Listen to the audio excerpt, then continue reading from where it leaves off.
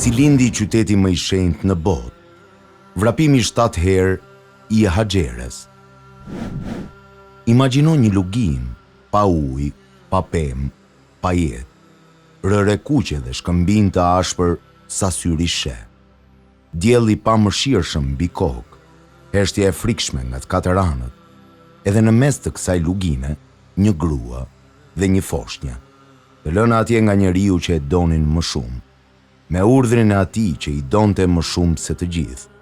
Ishte Ibrahimi alayhis salam, miku i Allahut, profeti i vendosmërisë që solli Haxherën dhe foshnjën Ismail në atë lugin të shkret.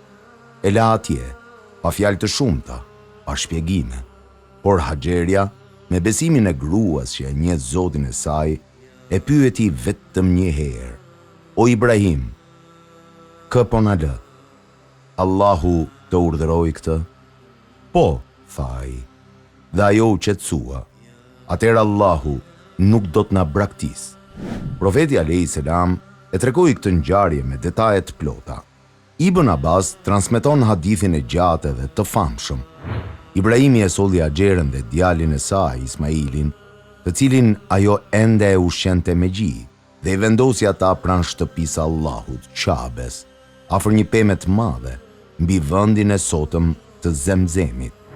Ibrahim u kthye, hapi i fundit, shpina drejt familjes. Dhe Haxherja thiri pas tij, por Ibrahimi nuk ndaloi. Lotët i rridhnin, por hapat nuk ndaleshin. Ai ngriti syt nga qielli dhe u lut: "O Zoti ynë, unë kam vendosur disa nga pasardhësit e mi në një lugin që nuk mbillet, afër shtëpisë tënde të shenjtë, që të falin namazin. Prandaj bëj që zemrat e njerëzve të ndjejnë dashamirësi për ata dhe jepu fruta, me qëllim që ata të falenderojnë." Surja Ibrahim 37. Uji mbaroi dhe foshnja filloi të qante. Ditët e para kaluan, uji që kishte sjellë Ibrahimi u mbarua. Gjithënia e Haxherës u tha, dhe Ismaili, foshnja e vogël, filloi të qante. Profeti alayhis salam thot në hadith: Haxherja e pa fëmijën, Ismailin duke përpëlitur këmbët për tokë nga etja e madhe. Ajo nën, ajo zemër e dhimbur, nuk mund të ulej dhe të priste, nuk mund të shikonte pa bërë asgjë. Ngriti syt, shikoi rreth vetes dhe pa kodrën më të afërt, kodra Safa. Haxherja vrapoi drejt kodrave të Safas, u ngjit sipër, shikoi nga të katër anët, horizonti zbrazët, asnjë njeri, asnjë kalorës, asnjë shpresë njerëzore. Zbriti, vrapoi, ngjiti kodrën tjetër, Merva. Profeti alayhis salam tregon: ajo vrapoi mes dy kodrave 7 herë. 7 herë, në diell, në rër, pa ujë, pa shpresë njerëzore, por me një gjë: besim absolut se Allahu nuk harron. Imam Ibn Hajar el Askalani shkruan: vrapimi i Haxherës mes Safase dhe Mervës është nga veprimet më të nderuara në historinë islame. Aq sa Allahu e bëri obligim për çdo haxh edhe umre që të ecë në atë rrugë. Çdo musliman që kryen sain ndjek gjurmët e kësaj gruaje të madhe. Miliarda musliman çdo vit, çdo ditë ecin në atë rrugë, rrugën e Haxherës. Edhe kur Haxherja u kthye nga ecja e fundit, dëgjoi diçka, zë i çuditshëm, ujë, gurgullim. Vrapoi drejt foshnjës dhe pa nën këmbët e vogla të Ismailit uji duke dalë nga toka. Profeti alayhis salam tregon: filloi uji të rrjedh. Haxherja filloi të ndërtoi një pengesë rreth tij me dorën e saj, duke e mbushur enën e saj me dorë, dhe uji vazhdonte të dilte ndërkohë që ajo merrte. Dhe profeti alayhis salam tha me buzëqeshje: Allahu e mëshiroft Haxherën. Sikur ta kishte lënë Zemzemin të rrithte lirshëm, do të kishte qenë lum i madh. Ajo e rrethoi me dorën e saj, jo nga lakmia, por nga nevoja. Dhe profeti alayhis salam e quajti këtë veprim arsyen pse Zemzemi është burim e jo lum. Imam Kurtubi shkruan: Zemzemi është nga mrekullitë e Allahut të dukshme. Burim që nuk u tha asnjëherë në 14 shekuj. Miliarda e kanë pirë dhe vazhdon të rrjedhë. Kjo është nga dëshmimet hyjnore. Ditët kaluan, uji vazhdonte të buronte, por Haxheria dhe Ismaili ishin ende vetëm. Profeti alayhis salam tregon: zogjt filluan të fluturonin mbi luginën e Mekës, dhe karvanet që kalonin nga larg pan zogjt edhe u çuditën. Në shkret të tjerë, zogjt ndjekin ujin, dhe njerëzit e dinin këtë. Karvani i parë, fisi i Xhurhum, devijoi nga rruga e tyre kur pan zogjt, u afruan, pan ujin. Profeti alayhis salam tregon: karvani i Xhurhum pa zogjt mbi luginën e Mekës, edhe thanë: këta zogjt po rrotullohen mbi ujë dhe nuk ka ujë aty. Dërguan 2 kalorës, edhe ata pan ujin, u kthyen dhe i lajmëruan. Dhe pastaj erdhi momenti i rëndësishëm.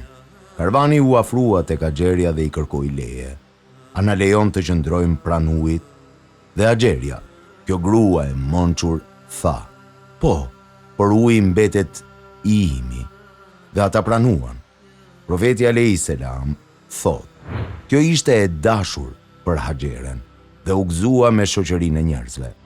Lugina filloi të mbushej, familje pas familjeje, fis pas fisi, dhe ku kishte qenë shkret të tjerë, filloi të lind qyteti. Ismaili u rrit mes fisit të Xhurhum, mësoi arabishtën, gjuhën e atyre njerëzve, u bë i fortë, i zgjuar, i nderuar, dhe Ibrahimi alayhis salam kthehej her pas here, duke parë me sytë e tij si premtimi i Allahut po bëhej realitet. Allahu thot: qoftë lavdëruar Allahu, i cili në pleqëri më dhuroi Ismailin dhe Isakun. Vërtet, Zoti im i dëgjon lutjet. Surja Ibrahim 39. Ibn Qayyim el-Jauziye shkruan: historia e Haxherës dhe Ismailit është nga historitë më mahnitse të besimit dhe mbështetjes tek Allahu. Ajo u la vetëm, por Allahu nuk e la. Ajo vrapoi dhe Allahu e shpërbleu. Ajo mbrojti ujin dhe Allahu e bëri bekimin e njerëzimit. Dhe pastaj erdhi urdhri i Allahut. Allahu thot: kur Ibrahimi dhe Ismaili ngritën themelet e Qabes, u lutën: o Zoti ynë, pranoje pre nesh këtë vepër. Me të vërtet, ti je ai që dëgjon dhe di gjithçka. Surja El-Bekare 127. Baba dhe bir, krah për krah. Ibrahimi ngrinte gurët, Ismaili i jepte.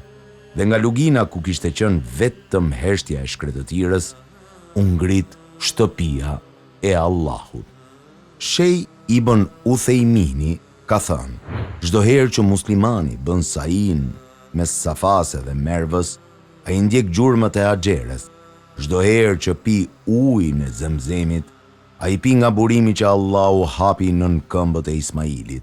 Historia e kësaj familjeje është historia e të gjithëve. Haxheria nuk kishte ushtri, nuk kishte pasuri, nuk kishte ndikim, kishte vetëm besim dhe veprim. Besoi dhe vrapoi.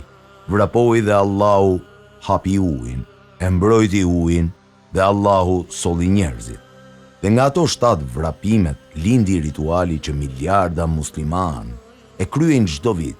Nga ato duar që rrethuan ujin, lindi qyteti më i shenjtë në botë. O Zoti ynë, unë vendosa familjen time pranë shtëpisë tënde të shenjtë. Ibrahimi u lut, Allahu pranoi, dhe Haxheria vrapoi duke besuar.